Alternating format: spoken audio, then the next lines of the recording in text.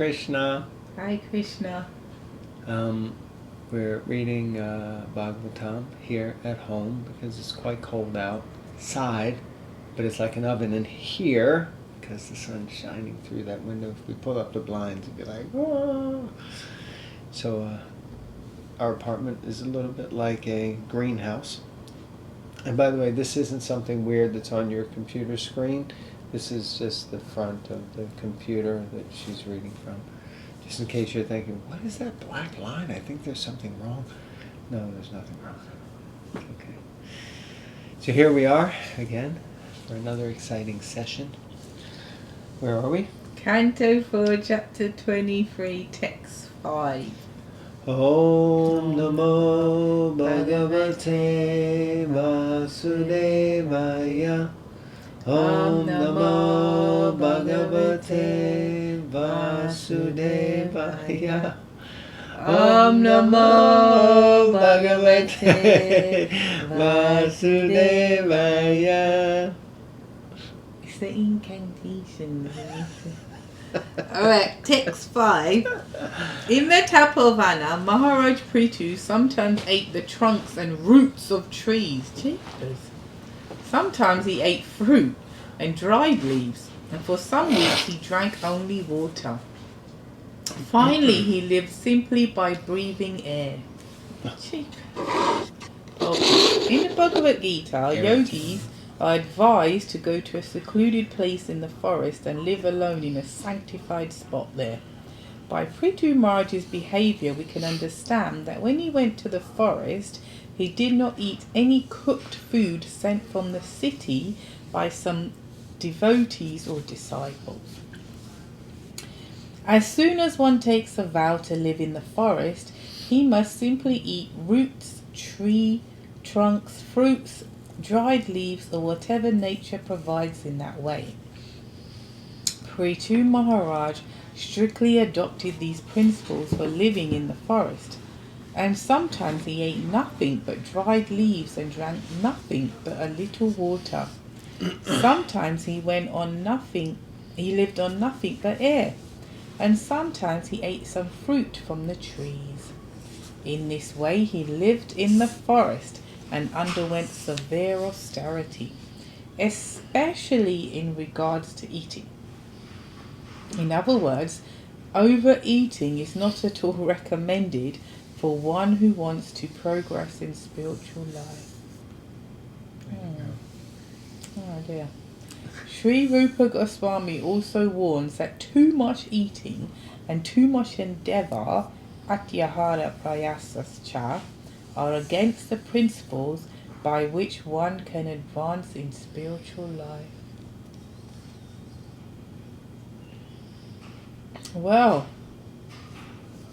it's interesting because when Prabhupada first came right here in New York City to Matchless Gifts, he was encouraging all the young boys, and maybe girls as well, I guess, to eat a lot, up until they were full to the neck, was it?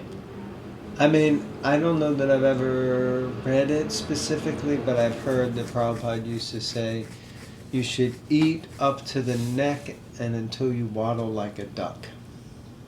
So, that was in the beginning when they were first coming, in order to get some quick fix higher taste to overcome all the, you could say, addictive lower tastes that might have been there in their lives. Yeah, and it's interesting because then you read how you naturally curb that tendency, and there's a natural curbing of other tendencies as you progress in spiritual life. And it's interesting. It's like you can read it and think, okay, yeah, because things stay on a theoretical level until they drop, until you're like, oh. So recently I was thinking, like, if I follow a strict, healthy diet and way of eating, then it's interesting, especially if you make it tasty, not just some boring stuff, but then and especially when you realize or understand how much, endeavor or austerity it is to go through that, to cook that type of food and eat it, and the results that come with it, that you do actually naturally lose that desire, you could say, or taste to then go crazy, because you get how, and what I'm trying to say is I was relating it to like aspects like this, where you if you're coming to your conscious and you're making progress and you're feeling, the lower stuff is going, and you appreciate what's occurring in your life, so then you don't, if there are pullings from other people or just situations and that, it's like, I don't actually want to do that, Mm-hmm. But at the same time, and again speaking from experience, when you're in a situation with visiting family or this, after a couple of days or that, you're like, anyway, bring out the 10th slice of pizza, or give me that gallon of ice cream. Why? Because you're back in that environment, just in that environment, and I'm not going to the temple like I normally do. I'm not doing the usual sadhana as much as I would do without service, and it's also scary, as Prabhupada says. It is easy, therefore, to get back into those old unwanted habits. Yeah, Maya, the material energy, will take us back at the drop of a hat, no problem. She will. Yeah. I'll have you. So it seems, I'm just relating it to this, because when you read like this, why are they going to the forest and it's so strict and doing this, eating leaves, eating this, eating that? But it's concerted, concentrated effort he's doing to remain fixed and focused on this path, I think it's in, what are we currently reading? Path of Perfection. Currently reading Path of Perfection with some devotees. And in there, Srila Prabhupada mentions that in Bhagavad Gita it is recommended to go to a secluded place. And he said, but in the modern age, what's secluded place? There are hardly any secluded places. Plus, to go to secluded places is such a severe austerity, people can't handle going into the Himalayas or up into the mountains. He said, so in Kali Yuga, a secluded place means a place where Krishna consciousness is being practiced and developed. And I thought that was really powerful, that, as you were just saying, that this idea of going to a secluded place may be very difficult if you try to go up into the mountains and into the hills and just get away from everyone. But if you go, and that can also be difficult, going into the association of devotees, that can also be a challenge. But that's the idea of the secluded place Prabhupada was saying. Did you read that part yet? Did you remember that? I'm not sure I recall it. Okay. I'll read the next paragraph, shall I? It is also notable that according to Vedic injunction, to live in the forest is to live in the mode of complete goodness, whereas to live in the city is to live in the mode of passion. And to live in a brothel or drinking house, good Lord, who lives there, is to live in the mode of, you guessed it, ignorance. However, to live in a temple is to live in Vaikunta, which is transcendental to all the modes of material nature. This Krishna consciousness movement affords one the opportunity to live in the temple of the Lord, which is as good as Vaikunta. Consequently, a Krishna conscious person does not need to go to the forest and artificially try to imitate Maharaj Prithu or the great sages and munis who used to live in the forest. Okay, so there is made very clear, you don't need to try to imitate Prithu Maharaj or these kind of sadhus. But what we do need to do is try to elevate ourselves through the modes so that we get to a higher position. Interesting, living in the woods is mode of goodness. I think for a lot of people they would consider it very much mode of ignorance. But But anyway, transcendence is found by living in a temple, because that's like Vaikuntha. Now, what does that mean? Because everyone can't live in the temple, in the local temple.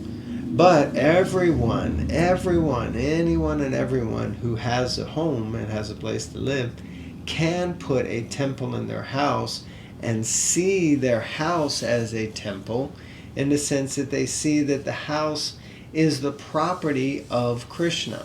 And especially if you have deities, or if you have a picture of deities, or whatever it is you may have for your altar, or for a like a temple room, you can just contemplate and try to imbibe the spirit that actually it's not my house, it is Krishna's house, and this house belongs to him. And then you're living in Vaikuntha. Sounds easy, right? Yeah. It does. Because it is.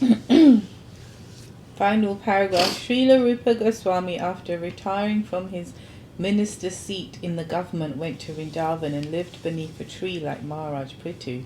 Since then, many people have gone to Vrindavan to imitate Rupa Goswami's behavior.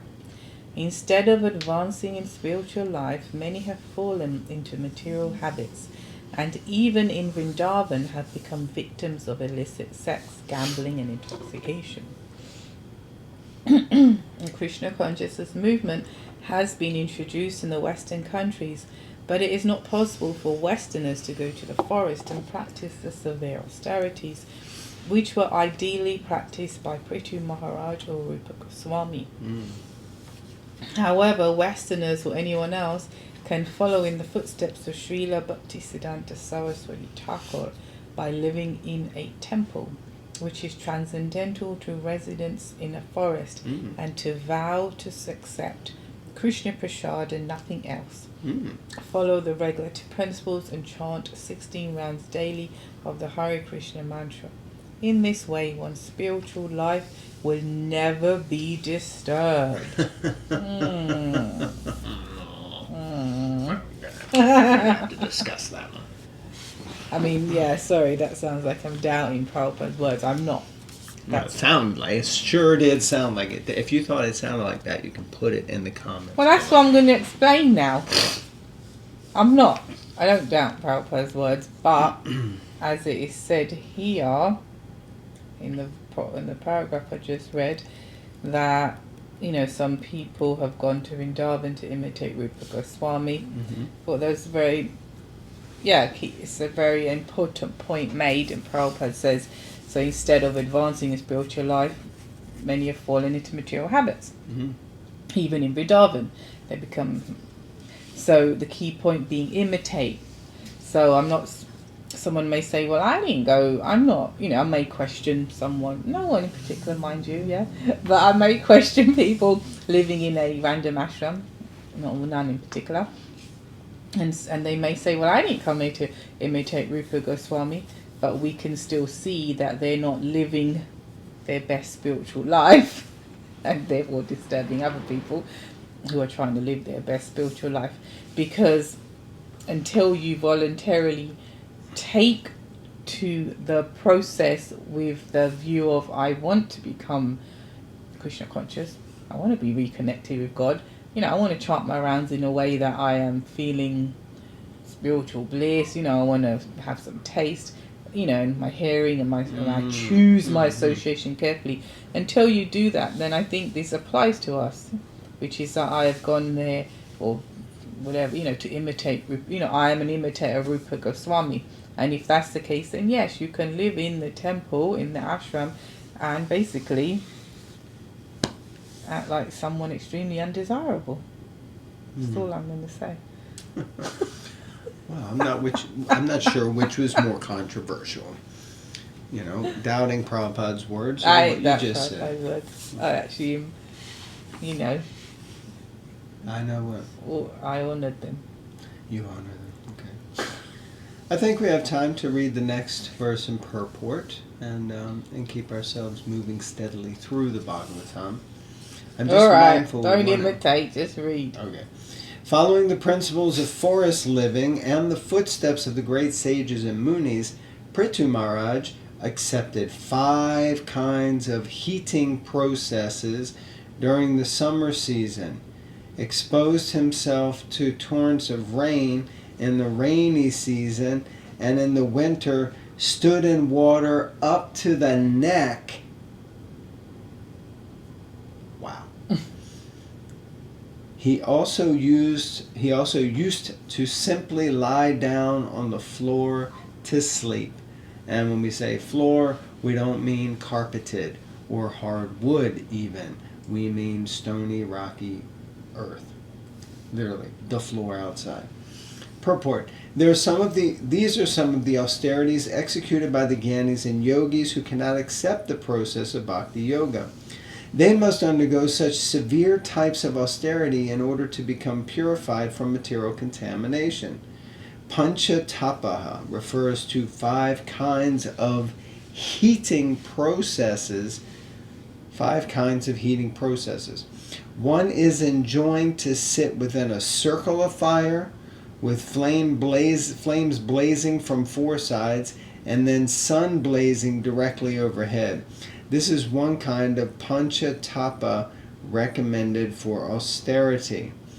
By the way, sometimes it feels really hot in here, like I'm sitting in a ring of fire, but it's nowhere near as hot as this would be, of course.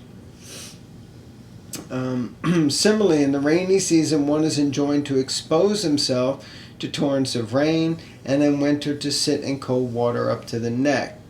As far as bedding is concerned, the ascetic should be content with simply living on the lying on the floor. The purpose of undergoing such severe austerities is to become a devotee of the Supreme Personality of Godhead Krishna, as explained in the next verse, which we are not going to read. So, we'll read it next time. We will read it next time. Perfect. Thank you. Yeah. So, the main point here is don't be a pretender. Don't try to act like or imitate something that you're not. Now, that can be challenging because we may think that we're at a certain level, or we might hope we're at a certain level, or we might just be trying to absolutely pretend we're at a certain level. But either way, it's not going to be helpful for anyone if we're actually just imitating. And here we can see that, the austerities that were performed were quite intense. So I've seen pictures of yogis who literally, they light fires around them and sit in the midday sun and just sweat it out day after day. And then in the winter time, when it's like literally ice cold water, they just go and sit down in the water. I mean, I find it difficult enough, to be honest, to take a cold shower, and what to speak of sitting in ice cold water. So, but there are people who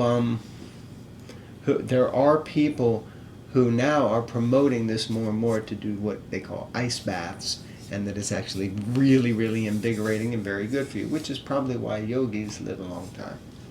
Yes, and you're... That's what I was going to say, that people would read this and deride it, but what is that thing called? Hot yoga? Everyone's going to laugh at me, but there is a thing called hot yoga where it's all steamy and hot, and then you do yoga, and at the same time there's like that ice bath thing. So it's interesting, isn't it, that to be fair, even though we read this and think, jeepers, why are they doing that? They are doing that for a noble goal, which is to realise the Supreme Personality of Godhead. Whereas, controversially, forgive me, but those people who jump into the ice bath or do the hot yoga, I reckon it's just, most people, a hot body, as it were. I'm not saying everyone. Most of them are doing it for a health purpose, not necessarily to realize God.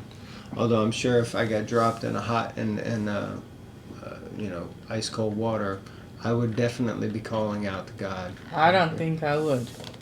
What would you be doing? I may say other words, but it would not be the holy names of the Lord.